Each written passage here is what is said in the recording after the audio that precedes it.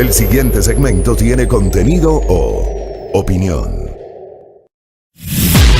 La entrevista en A Primera Hora. Analizamos los hechos del momento junto a sus protagonistas. 7:48 en la mañana. Preguntaba yo en el comentario que hice en la primera parte de este espacio, ¿cómo será recordada la actual Asamblea Nacional? ¿La Asamblea del Reparto? ¿La Asamblea de los Diezmos? ¿La peor Asamblea de la historia?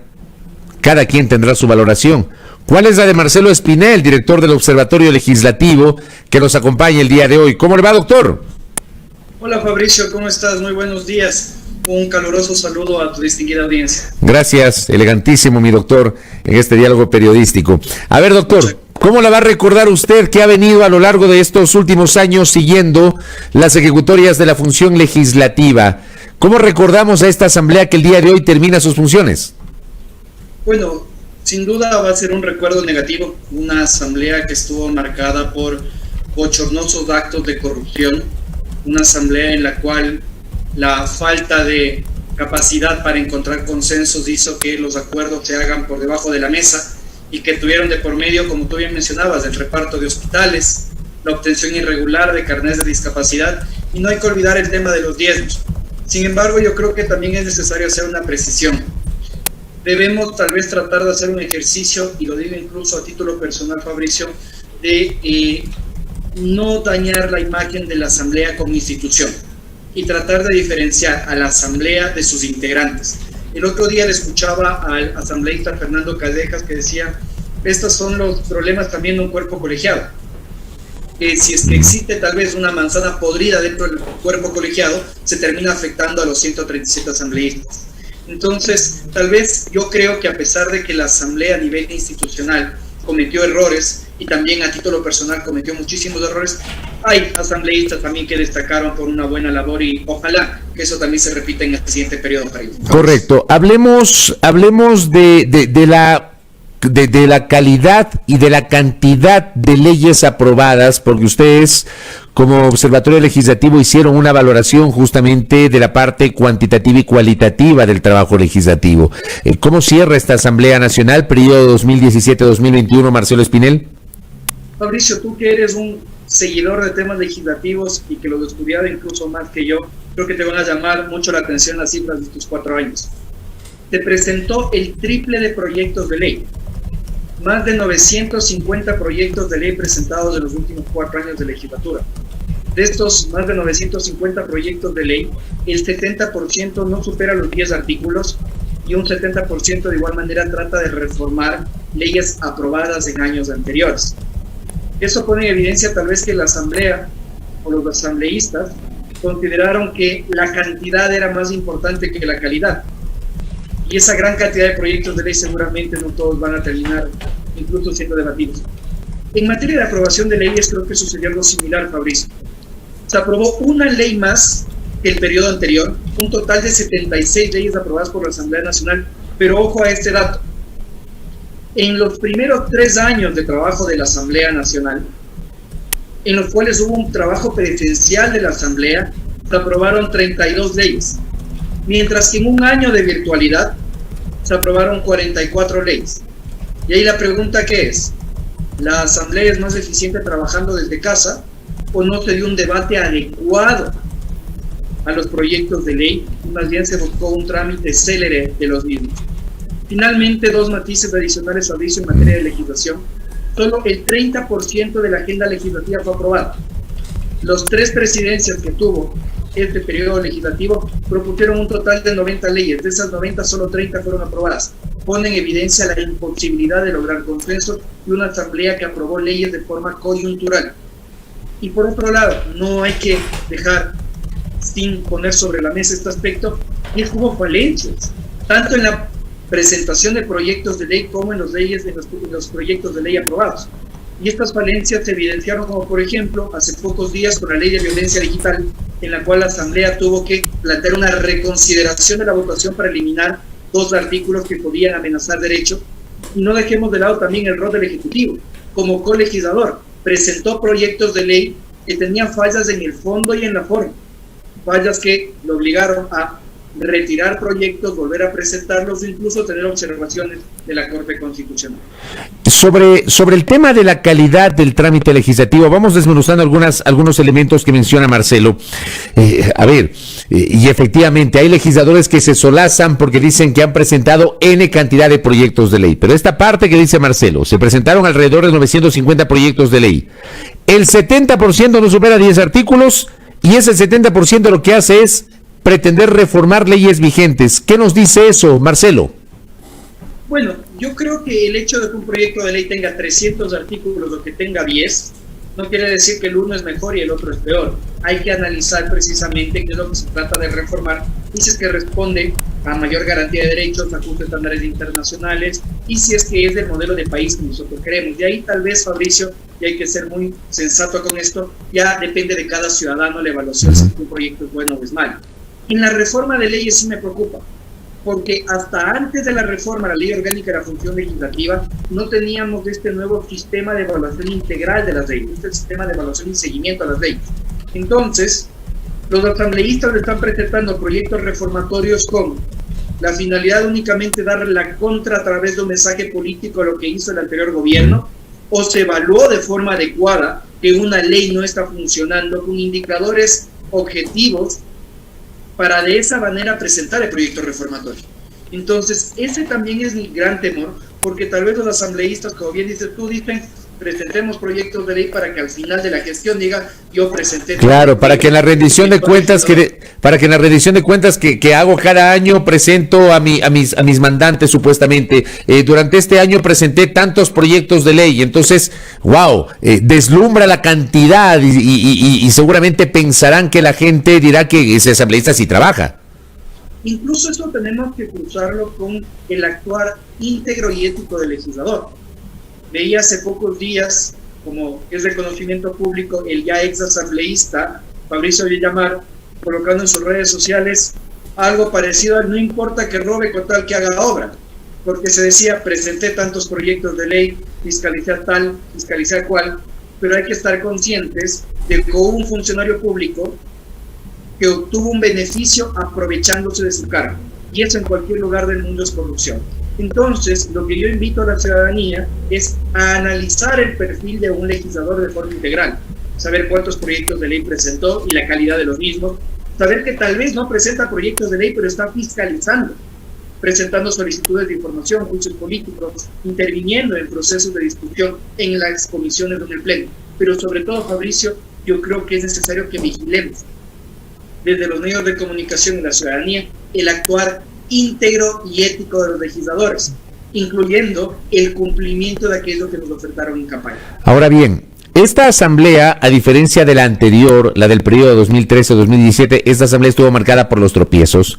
En 2013-2017 tuvimos una asamblea con una mayoría inédita, 100 de 137 legisladores pertenecientes a una sola corriente política. Esa asamblea, si mal no recuerdo, cerró con 97 de 137 de esa organización política. Y usted nos dice que esta asamblea plagada de errores, lo que ha hecho es aprobar una ley más que el periodo anterior. O sea, quiero un comentario al respecto, porque se supone que en el periodo anterior todo estaba controlado con esa mayoría y aprobaron 75 leyes. Y en esta, con todos estos problemas, aprueban 76 leyes, Marcelo. Bueno, ahí tal vez hay que analizar lo que te comentaba, ¿no? Si es que tal vez hubo un debate adecuado en la virtualidad, porque el número es altísimo, 44 en un año. Eso es algo que no se había visto antes. Es decir, que el debate fue adecuado, si fue técnico, si no fue técnico, o simplemente se aprobó leyes por aprobar. Y el objetivo era tratar de demostrar a la ciudadanía que hubo trabajo. Nuevamente, yo creo que no hay que quedarnos con la cantidad, hay que quedarnos con la calidad. Ahora bien, Fabricio, yo tengo que decirte algo que hay interesante, y es que yo creo que también se logró esto porque hubo mucha fusión de proyectos de ley. Tú recordarás que en el anterior periodo legislativo, los proyectos de ley que eran presentados por la oposición, en muy pocas ocasiones pasaban del CAL y si iban a las comisiones nunca se discutían. Algo interesante que sucedió aquí es que, por ejemplo, el presidente de la República presentaba un proyecto de ley que trataba de regular el tema A, y si es que existían proyectos de ley presentados por legisladores que trataban de regular ese mismo tema A, la Asamblea los combinaba, los fusionaba. y eso lograba que el proyecto de ley tenga una mayor cantidad de perspectivas y que también en ese sentido pues tenga mayor apoyo de los asambleístas, tanto dentro de las comisiones como del pleno, porque ya no sucedía esto de que venía la ley del Ejecutivo y no se le cambiaba una sola coma, sino que sí existió esta función de proyectos de ley. Eso también hay que destacar. Eso destacaría usted como positivo. Por supuesto que sí, porque a la larga el hecho de que se incluyan los temas que tal vez para otras organizaciones políticas son importantes es la forma normal, necesaria y que requerimos los ecuatorianos en la búsqueda de consensos. Esta búsqueda de acuerdos que es normal y necesaria dentro de los parlamentos, pero haciéndolo sobre la mesa.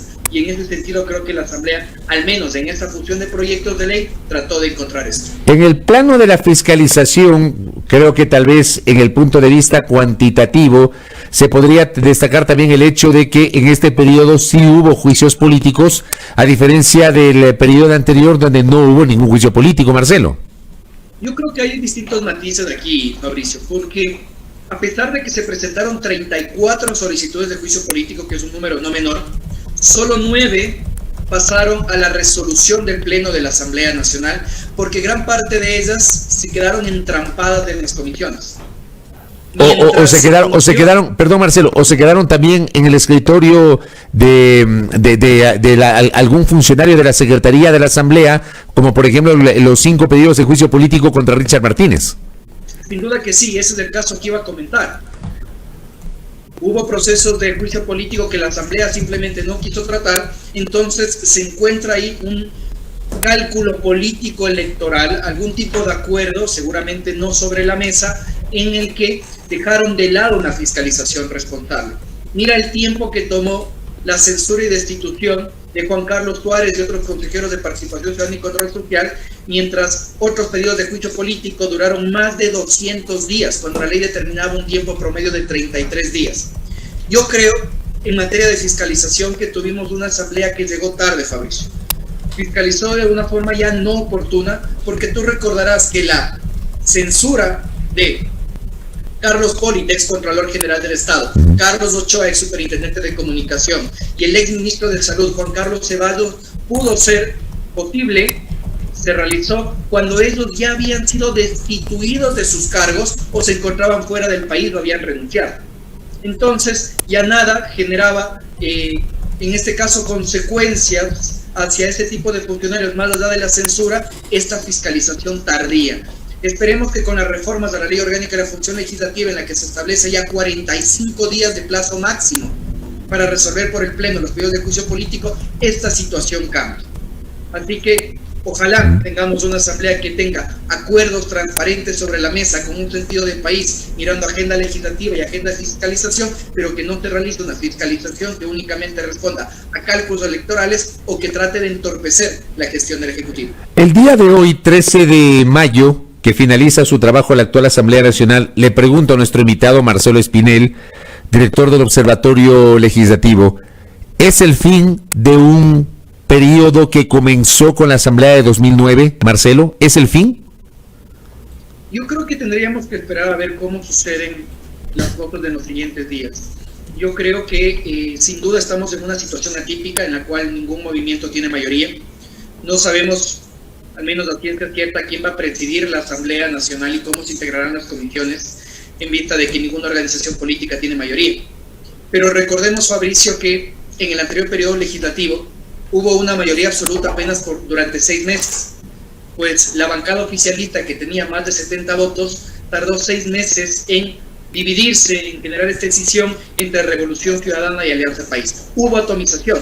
Lo que yo esperaría, Fabricio, más allá de que sea el fin o no esta mayoría arrolladora, es que tengamos líderes de la Asamblea Nacional que tengan capacidad de generar consensos, que eso es algo que no existió en el anterior periodo legislativo. Estos consensos que nos ayuden a tener una función de Estado que realmente responda a las necesidades de los ecuatorianos y que en lugar de mantenernos en el bochorno constante, ojalá sea el motivo de buenas noticias para todos. ¿Cómo evalúa Marcelo Espinel la gestión de 2 años del ingeniero César Litardo como presidente de la Asamblea? Bueno, yo creo que fue un presidente de la legislatura que no tuvo la capacidad de encontrar consensos, que se evidenció esto por el incumplimiento de la agenda legislativa, que se evidenció precisamente que en el sentido de que no avanzaron los procesos de fiscalización que debían avanzar en el cumplimiento de la norma y que al parecer únicamente se convirtió en una herramienta del Ejecutivo para tratar de mantener en stand-by estos aspectos controversiales. Y en ese sentido yo siempre he dicho, no creamos que a la ciudadanía no le interesa lo que hace la Asamblea Nacional, le interesa y tiene memoria. Y creo que muestra de esto es que el presidente de la legislatura, alguien con mucha exposición mediática, no tuvo la reelección para un siguiente periodo. Ahora bien, y con esto voy cerrando, mañana se instala la nueva Asamblea Nacional. Esta asamblea que se va a instalar mañana ya tendrá una configuración jurídica totalmente distinta. Hay nuevos elementos que se incorporaron dentro de la Ley Orgánica de la Función Legislativa en las últimas reformas. Ya no habrá 12 comisiones especializadas más la de fiscalización, sino que habrá 15 comisiones especializadas, incluyendo la de fiscalización. O sea, en esas 15 tienen que distribuirse 136 de los 137 legisladores, con excepción de quien ocupe la presidencia de la Función Legislativa. Hay una serie de plazos que se han incorporado, por ejemplo, en el plano de la fiscalización y también en el plano de la legislación. ¿Qué retos se le vienen a la asamblea que se instalará mañana, Marcelo Espinel? Bueno, yo creo que sin duda el primer reto es tratar de recuperar la confianza y la legitimidad de la institución. Como dije al inicio de la entrevista, desafortunadamente unos malos elementos afectaron a una institución necesaria dentro de un Estado democrático. Y en ese sentido, pues, desafortunadamente la Asamblea tiene una tarea cuesta arriba.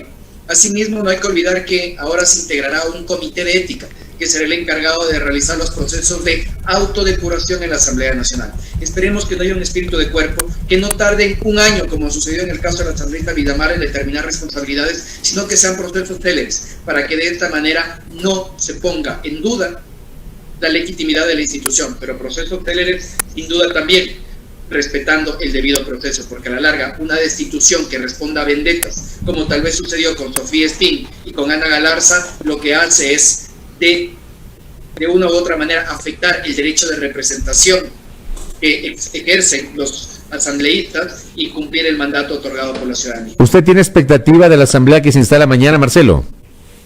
Pues bastante, yo creo que mañana vamos a estar con el canguil y algo de tomar, viendo a quién mismo eligen de autoridades y viendo cómo se integra sobre todo las comisiones y la agenda. Yo creo que hay que poner mucha atención a la agenda legislativa y a la agenda de fiscalización. Ojalá no esté sobre la mesa otros temas que incluso riñen con la ley, como una supuesta amnistía a ex líderes políticos en casos de corrupción. Sí, pero por ejemplo eso de la amnistía, le cuento que hace 2 días hablé en este espacio con Fausto Jarrín Terán, quien fue abogado del expresidente Correa y que es asambleísta electo por UNES, y él dijo que y él reconoció que constitucionalmente no se puede, por ejemplo, impulsar una amnistía y un indulto a favor de el ex vicepresidente Jorge Glass. Menciona este tema porque ha sido mencionado justamente en las últimas horas o en los últimos días, que supuestamente había sido materia de negociación. Y Jarrín decía, sabemos que la Constitución no lo permite, porque son delitos contra la administración pública, más allá de que él sostiene que Glass es inocente y habla de los excesos del procesamiento.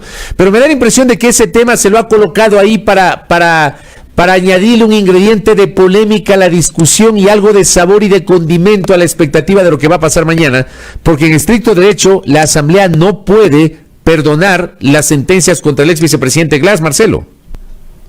Coincido plenamente y por eso yo decía al inicio que eso es algo que riñe con la ley. Yo no descartaría que tal vez incluso este tema fue posicionado no por los asambleístas de UNES, sino seguramente por otra fuerza política que está viendo en peligro tal vez acuerdos previos que realizaron, y no descartaría que precisamente esto sea pues incluido dentro de la agenda por Pachacuti, ¿no? Eso le iba a decir, usted se está refiriendo a Pachacuti y a las declaraciones de Salvador Quispe, ¿verdad? Ya sabes que yo trato de ser bastante cuidadoso con las declaraciones. Claro, pero yo sí le capté.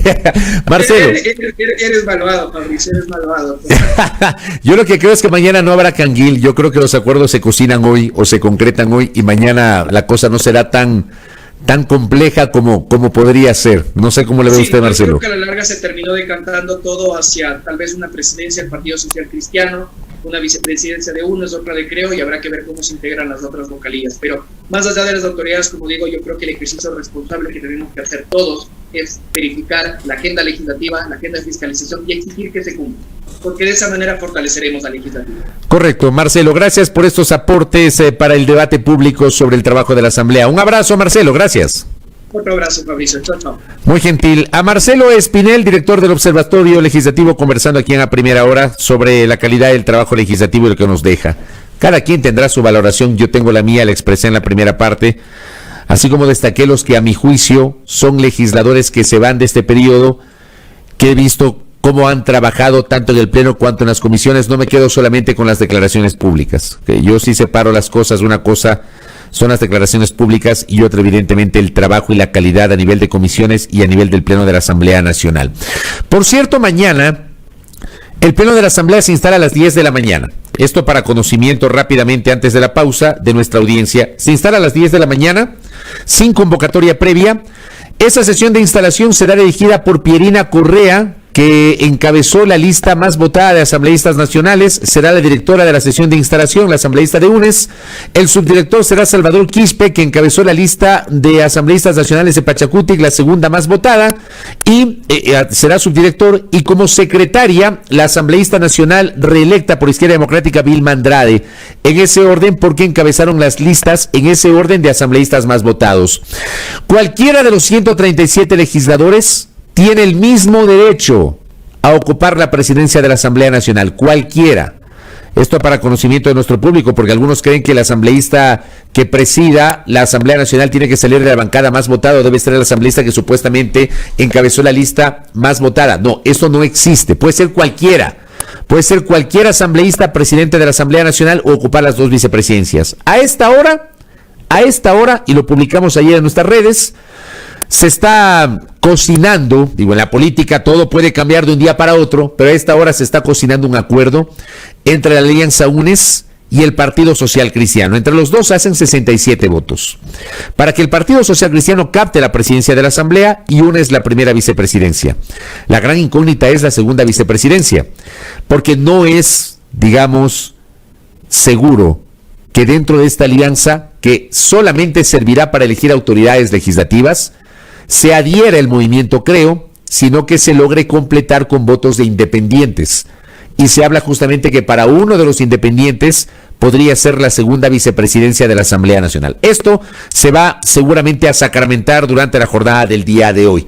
Así que les comento eso, y de eso vamos a hablar el día de mañana. Más adelante en www.primeraplana.com.es vamos a publicar una nota explicándoles la parte de procedimiento para el día de mañana en la Asamblea Nacional. 8:10, aquí en A Primera Hora, por la señal de Majestad Radio y Majestad Televisión.